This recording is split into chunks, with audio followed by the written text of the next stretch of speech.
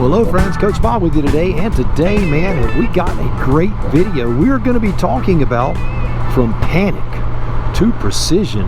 Man, you know, panicking is a dangerous thing on a motorcycle. It's a dangerous thing on anything. It's a dangerous thing in a car. But on a motorcycle or a Can-Am Spyder, it can be incredibly dangerous. It can be the difference between surviving a problem and not surviving it.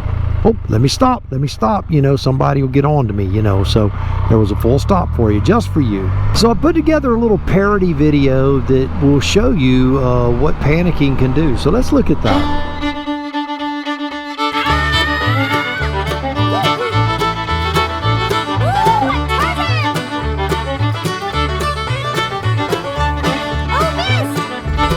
Motorcycle! Squirrel!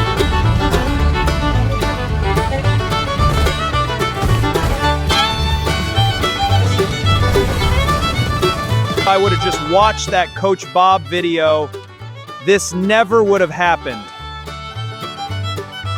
I know, that's a little extreme, but it gives you the idea that panicking can lead to some really bad outcomes if you're not careful. And hitting a cartoon barn and imaginary straw falling all over you will be the least of your problems, I can assure you. So we're not only going to address what's going on, we're actually going to have some strategies to help you not do these panic moves. So let's address the problem, the mindset, and the solutions, and maybe even a few drills in section 4 of this video. There will be timestamps down below. Feel free to kind of move around as you feel necessary. Jump around, look at it, check it all out. All right. Whoa, there's a stop sign. Where did that come from? Just kidding, look at it. I stopped, look at that. All right, so the first things there are a couple of things that we do really wrong, and we're going to talk about not only what we do wrong, but why we do them wrong. Well, the first thing we do is we swerve wrong, we turn wrong, we avoid it incorrectly. Now, what does that mean? That means that, you know, you're stacking corrections. Whenever you start stacking corrections, what I mean by that is you're slamming on brakes and you're swerving. You're panicking. You're simply just grabbing a handful or a footful of brake and yanking the darn handlebars, and all of a sudden you find yourself in a pickle, maybe even a worse pickle than what you were trying to avoid. And when you do that, you find yourself overreacting and really putting yourself in a bad spot. I know that those may sound very generic, but that's where we're going to start today, because I think most of us can relate to those things. So what leads to that? What leads to that uneasy, unsettling feeling? And what are we doing wrong in that process that we can, you know, start making these subtle corrections? Well, one of the things that we do wrong, obviously, is target fixation. Now, target fixation is this. You look where you're going. That's right. I know what you're saying. Coach, I always look where I'm going. No, where you look is literally where you go. In motorcycle racing, if you ever watch their helmet, their face shield, as they line their head up when they go through a turn, they look in that direction. You'll see me on the Spyder. When I'm going around a sweeping turn like this, my head immediately gradually turns to the left. As I do the right, it gradually turns to the right. And that's one of the reasons that I changed the camera angle, so you don't get that head movement which makes you drunk and dizzy feeling when you're watching a video. So target fixation is a very real thing. What you look at is where you're going. So that's the first problem. So problem number 2 is we overreact, and we ask the motorcycle or the Spyder to do things it wasn't designed to do. You know, if you overdo it, the design of any motorcycle was never slam on brakes and then turn as hard left as you possibly can. Now, on a two-wheeler, I'm telling you, that will be catastrophic. That's broken bones. Even if you were going to miss what you intended on not hitting, you're going to be sliding down the pavement. On the Spyder, it is more forgiving, but you could still get yourself in a world of hurt and put yourself in a dangerous situation, maybe in the line of oncoming traffic or something like that. So oversteering and overbraking is a real problem, and you have to be careful with it. And we'll be talking about some solutions to all of these things. Remember, fighting the Spyder is the worst thing you can do.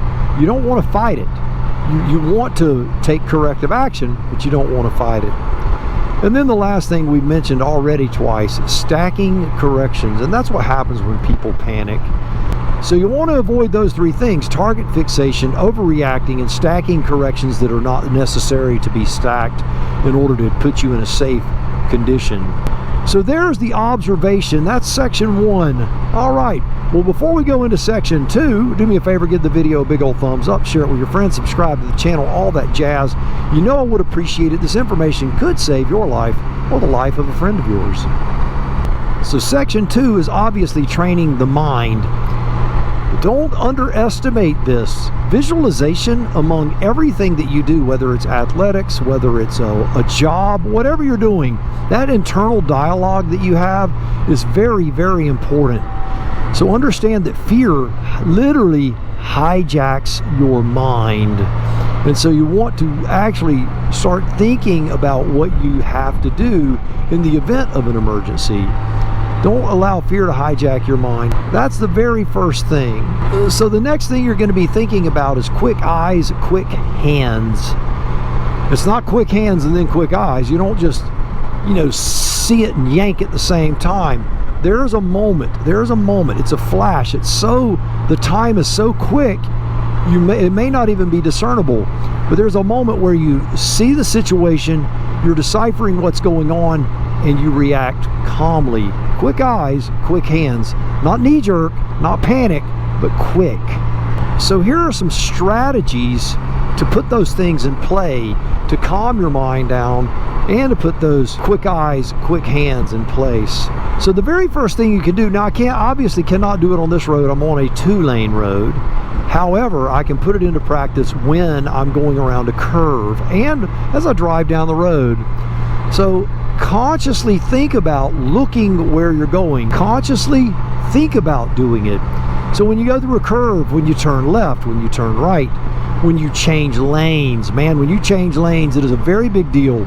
Look at where you're going. Don't just glance over there. Don't just cut your eyes. Literally, physically look where you're going.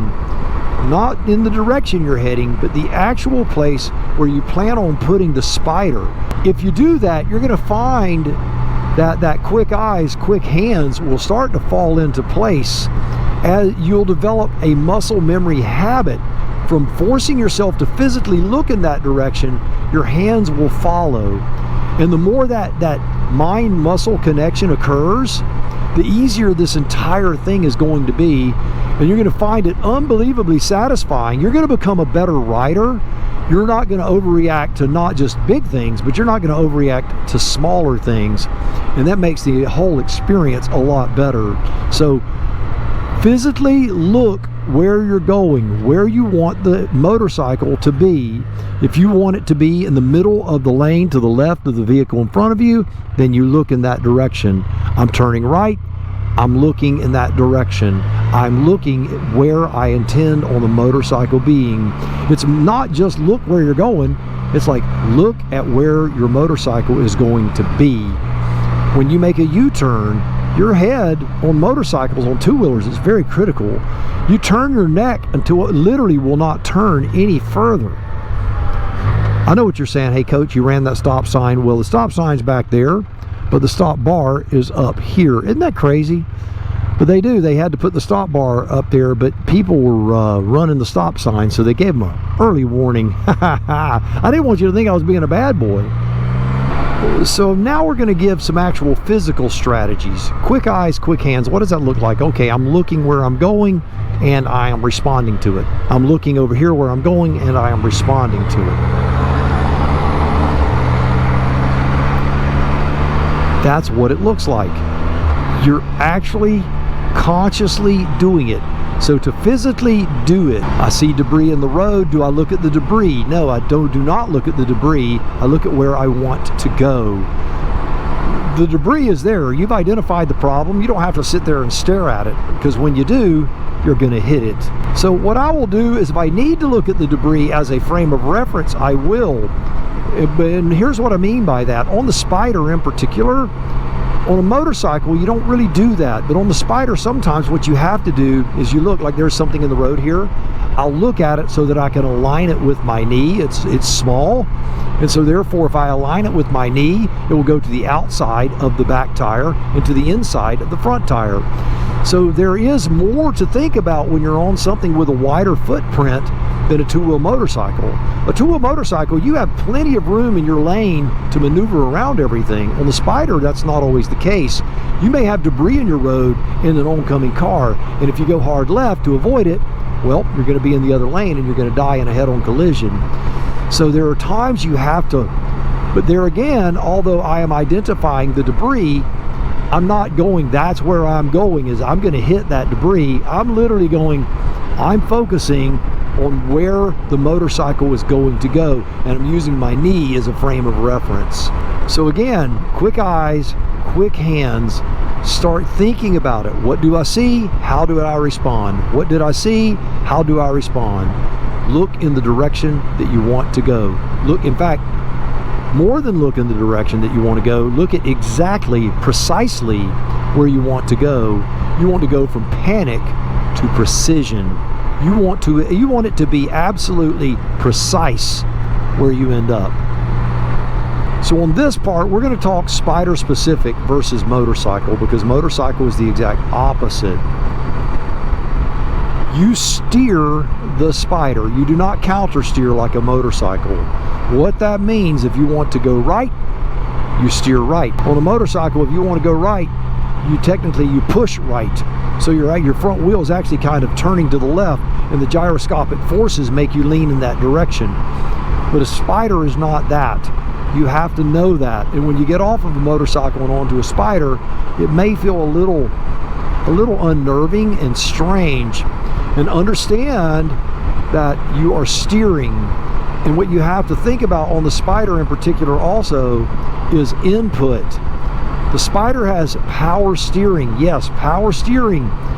So understanding that if you panic and really yank the steering on this thing, you're not going to have your desired results. On a motorcycle, the input is actually a little more forgiving than this. Everyone that gets off of a motorcycle and gets on this, they'll tell you they feel like they're like this. I'm all over the road, coach.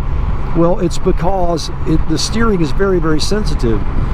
So think about when you steer, not applying too much feedback. You know, that's going to be hard in a panic situation, but that's where practice comes in. And if you're thinking about these things, you'll do a lot better with it. Make sure that you don't oversteer, that you just give the proper amount of feedback. All right, so a third thing, we talked about braking, we talked about steering, but there's another component to this, and that is throttle. You know, most people, when they panic, they do this, they chop the throttle, and that's very unforgiving on two wheels. It's way more forgiving on this. But there are a lot of things that happen when you chop the throttle on a Spyder. If you chop the throttle real harshly, you can end up pushing with your right hand, which will push you into oncoming traffic. So make sure your throttle response, sometimes you have to accelerate to avoid a problem. Sometimes you have to decelerate to avoid a problem. Make your throttle response smooth and accurate, very smooth. Practice that. See how well you can accelerate. See how it feels as you decelerate. Practice smooth and efficient throttle control. All right, the next thing we're going to talk about is this. Practice techniques as you're riding where you don't stack corrections. In other words, here's what I mean by that. You need to stop all of a sudden. Stop, but in a straight line, a perfectly straight line. Learn how fast you can stop. At low speeds, let me repeat that, at low speeds, you're going to go around objects, and you're going to learn what kind of speeds you can go around things at, so that as you decelerate, you know when to provide steering input. But what you're trying not to do is overreact and slam and swerve and all this, because what happens when you do that, you end up on the wrong part of the road and in a bad place. So just be careful with that. There are times you do have to slam on brakes and swerve, but it should be done in a very, very controlled fashion. The more experience you get as you practice this, you're going to understand that, and you're going to be a lot more confident. The next thing you need to understand is you need to allow the motorcycle to do the work. Let the Spyder do the work. Let it do what it was designed to do. It is a very maneuverable, very capable machine. It can stop unbelievably fast, and it maneuvers incredibly well. Let it do the work. You don't try to muscle it. Don't try to overpower it and make it do something it wasn't designed to do. And then the last thing, one of the most important things, and that's why I saved it for last, is don't only look at where you're going to go, you have to look through your maneuver at times in panic situations, so you need to practice that as well. So you're looking where you're wanting to go, and you're consciously doing that. Now your head is still turned in that direction, but now your eyes are starting to seek a solution, a place of escape. It may be the line you're on, but it may be a different line.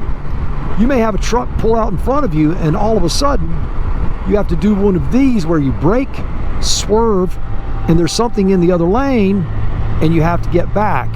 You're projecting, I have time to get to brake, I have time to swerve, I have time to return to my proper lane. Now all of this happens literally in the flash of an eye, the twinkling of an eye, if you will. So understand you have to project through where you're going, because there could be something over there. There could be a tractor, there could be a kid, it could be anything over there. So you have to be careful and project through it. So now you've got all of your techniques in order, but you still find yourself a little anxious, a little uptight. Is there anything you can do to relax and chill a little bit, to just let it go a tad? You know, I've done all of this work. What can I do now to just enjoy my ride? Because I don't want to think about this all the time. Well, first you have to trust the system. You have to trust the fact that you've done your homework and that you are prepared, or as prepared as you can be. So what are some things you can do on the Spyder to just put yourself in that place? One thing you can do is you can loosen your grip a little bit. Relax. The Spyder, you don't have to have a Vulcan death grip on it in order to do anything. So understand that's going to help you with your steering. It's going to help you with your reaction time. A relaxed muscle is way faster than a tense one. So relax your hands. Another thing, relax your hips and knees. You're sitting on the Spyder, you're sitting on a motorcycle. Relax. When it's time to tighten up, if you're in a turn and you need to tighten up that right leg as you lean left, then do what you need to do, but focus on relaxing your thighs. Actually think about it consciously. Again, all of this is about intentionality. You have to be conscious and intentional about all of this. So what's another thing that takes you to the happy place while riding? Well, just simply take a deep breath and a slow exhale. And as you do that, relax your frame. Have good posture and relax while riding. And scan your environment. So those are a few things you can do to help yourself not be so anxious as you're learning this stuff. Because as you learn it, you're going to be thinking about it more. What's this dude doing, man? Bicycle on the bridge.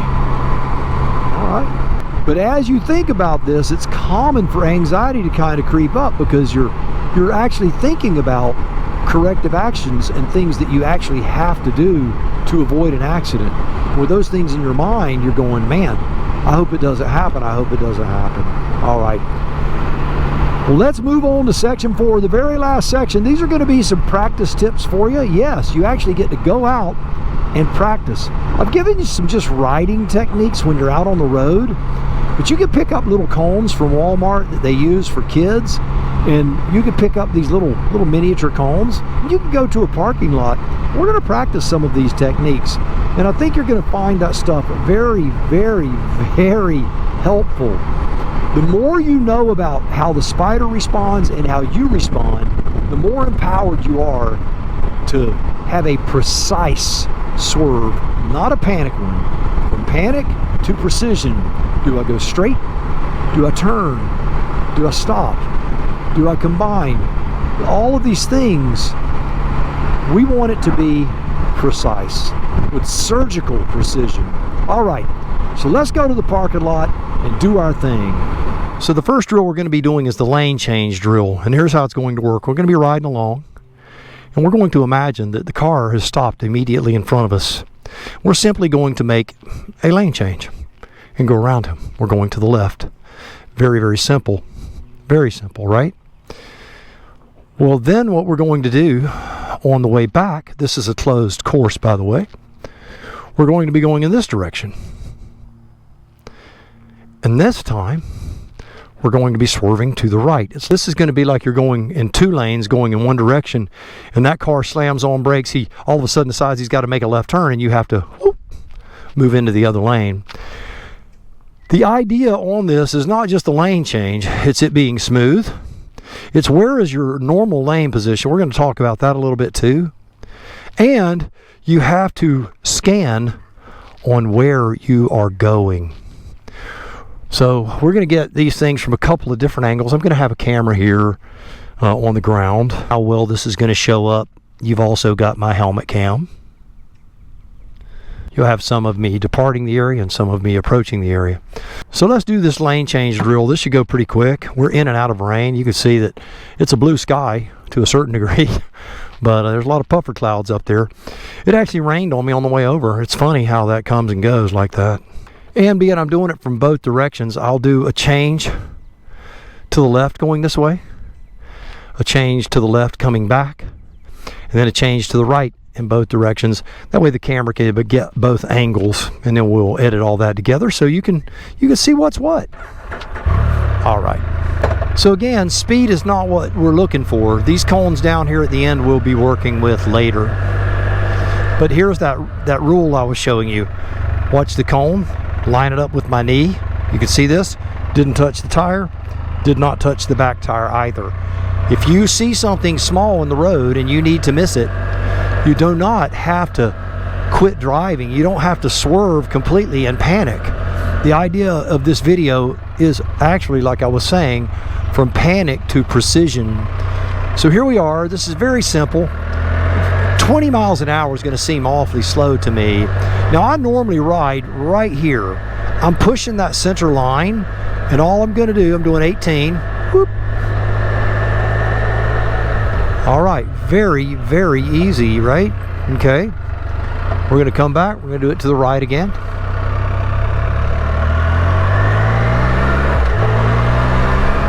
I waited a little bit later to start it. Now, if you did not hear it, the engine actually cut out. The nanny on this thing kicks in because it's going, man, he is really making an abrupt maneuver. And I'll be honest with you, I don't like that. I like to, be able to do it myself. This time we're going to go to the left. This would be my normal lane position, and I'm going to try to make it less abrupt. That was all you need to do, that little maneuver. And that's what I'm talking about. You don't have to make it super abrupt. If you see it and it's like, oh, there it is, that's kind of close, boom. I missed him, and I was doing 30 miles an hour, obviously, and that was nothing.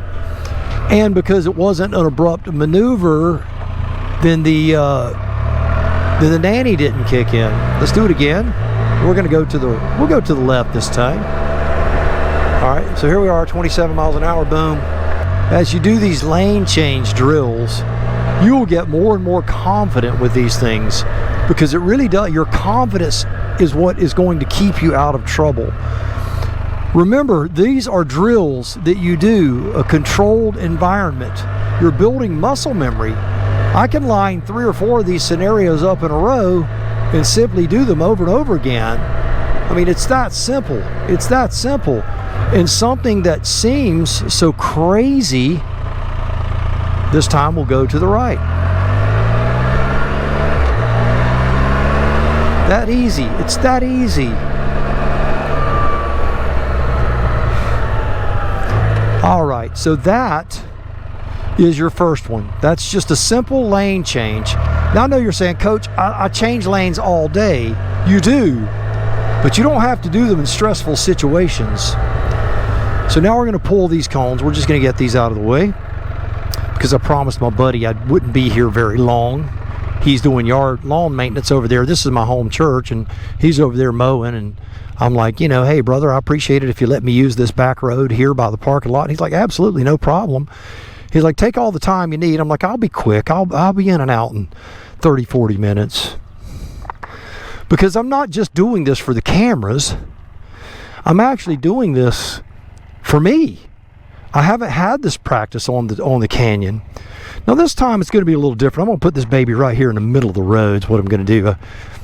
All right, so these other drills, there's 4 of them.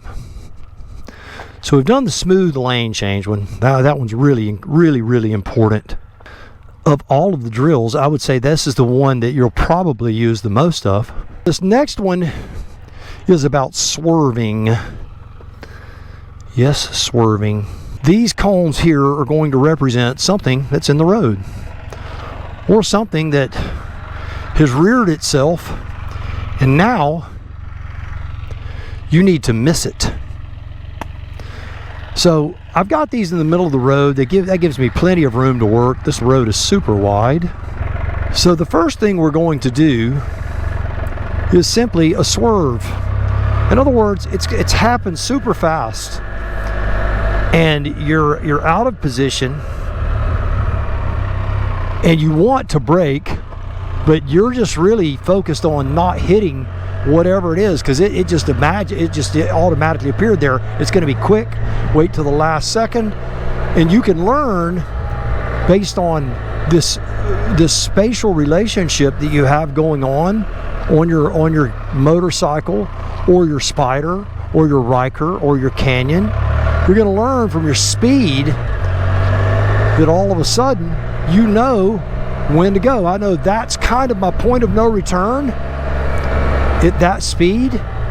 So understanding that, am I more comfortable going one way or the other? I will tell you, no. I mean, I can go either way, and I'm just as comfortable one way or the other. So practice that. Now that's just an emergency swerve. That's no braking. That's just swerving. Now, is that the recommended way? No, of course not. You want everything to be more controlled.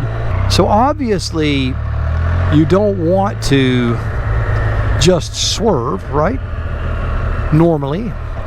Here's what normally is going to happen. You're driving along and something's there, and all of a sudden you're going to hit the brakes, and then you're going to swerve. Now, so that was a brake and swerve, right? It was brake first, swerve second. So I'm going to get it going a little bit faster this time so that you can see how quickly you can bring it down to a controlled speed. So I'm driving along, and all of a sudden, there it is. That's pretty close there, y'all. Boom. You could see that was a brake, and then I released the brake as I began my swerve. It is a very comfortable feeling, but it can be uncomfortable if all of a sudden you're like, oh shoot, you know, there it is, right? But the more you can bring it under control, that brake then swerve, the better off you're going to be. The next thing would be the swerve and the brake. Now the swerve and the brake is when like crap's really hitting the fan. All of a sudden you're behind the 8 ball. So what happens is you have to swerve, boom, and then there's something in the road and you have to stop. That is going to be really, I'm telling you, if you're swerving and then braking, you're in a bad spot. You're just in a bad spot. The brake first is what you want, but again, if all of a sudden I have to swerve and go, oh crap, there's a car right there, I'm going to have to stop. You need to work on that swerve and then brake. Again, you're building muscle memory. What does it feel like swerving when you're not under the control of braking? What does it feel like? Don't put yourself in danger again. Don't do this at high speeds. That would be stupid. Be careful. Be safe. So far, we've just done the swerve. Then we did the brake and swerve. Then we did the swerve and then brake. Well, what happens if you have to do both? What if you're coming up on this thing, you're like, I'm not going to be able to stop if I... Then you do what you have to do. Now, the danger of the swerve brake on a motorcycle is that you're going to end up probably on your rear end because you're stacking, you know, problems, and it can get real bad. On the Spyder, what you're looking at is that your speed is going to come down so quick. Now you've got to worry about the guys behind you, because now you've come into this other lane and you're worrying about someone running over you.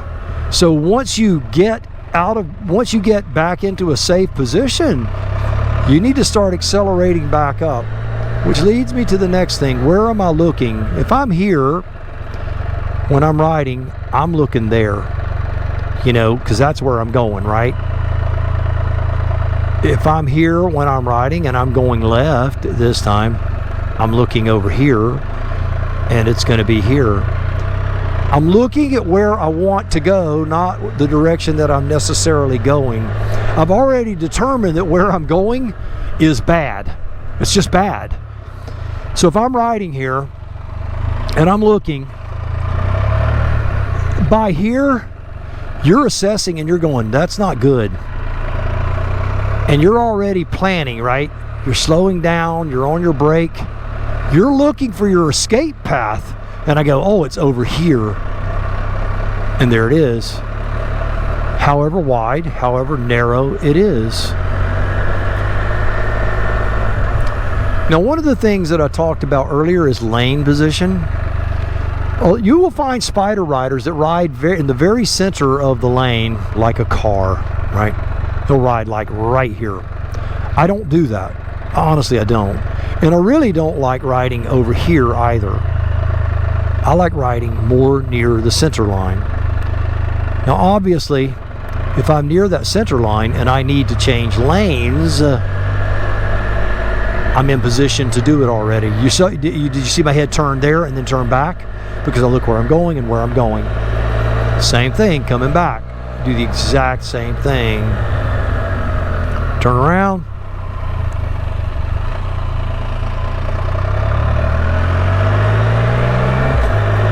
So the same thing, I'm riding in this position. It's a quick little swerve. I'm over into the other lane. I've missed the car that stopped in front of me, and there it is. So remember, you have 5 variations on this, and also you definitely have the emergency stop, right?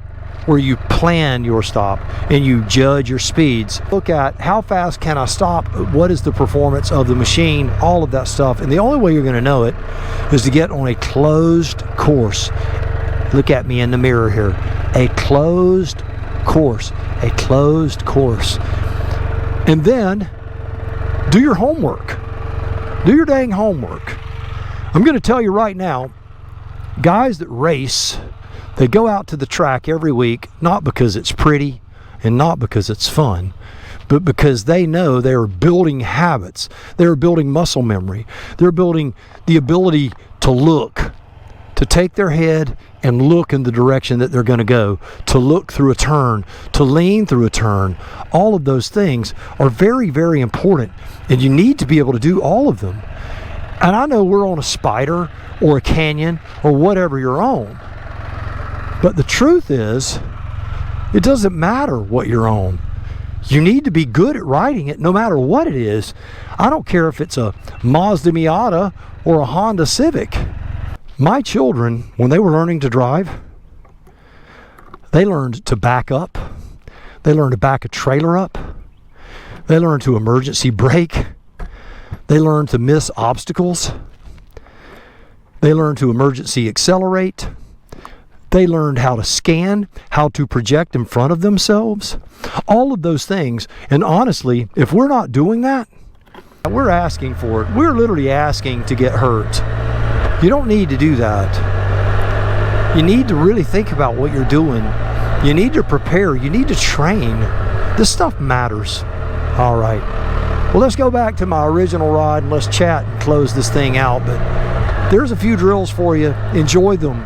Learn, grow as a rider. Be safe. Again, I'm going to say this.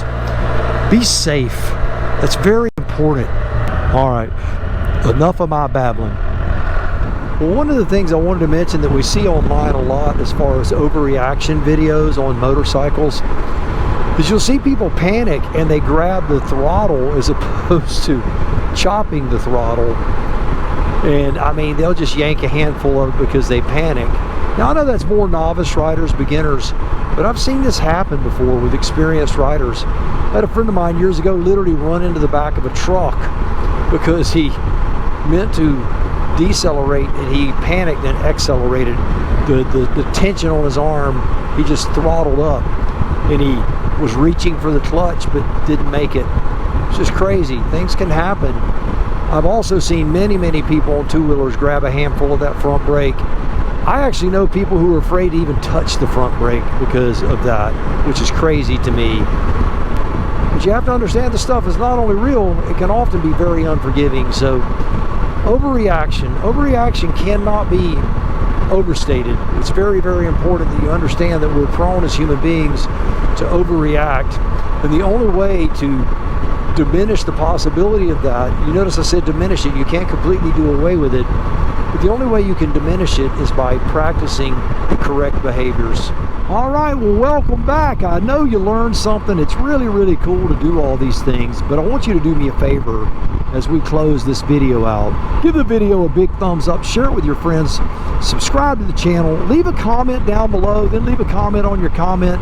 Moves us up into the algorithm. Also, hit that hype button down there. If you're on like a device it will allow you to, it moves the video up and makes it more viewable, and that's always a very good thing. Well, now I know that you are empowered to be the very best rider that you can be, and you can be precise and clear-cut, safe. And I love that. So why don't you do me a favor till next time? I want you, yes you, go out, buy the motorcycle, the Spyder of your dreams, eat right, take care of yourself, and remember, if you're not having fun, you are most definitely doing it wrong. Now you go seize the day, and I'll see you on the road real soon.